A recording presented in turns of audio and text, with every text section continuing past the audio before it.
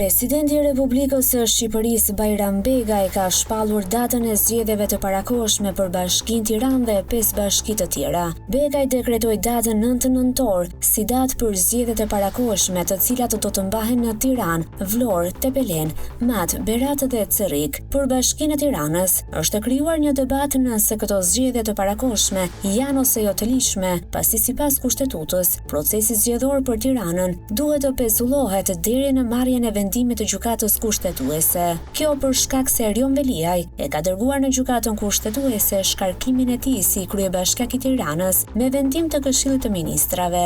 Por lidhur me këtë, presidenca ka sqaruar se nuk zbatohet juridiksioni kushtetues për të drejtën e ankimit, por juridiksioni gjyqësor administrativ. Pra është qartësuar që ankesa duhet të ishte bërë në gjykatën administrative dhe jo ato kushtetuese. Ndërkohë Erion Veliaj mund të drejtohet gjykatës administrative për pezullimin e dekretit të presidentit Bajram Begaj.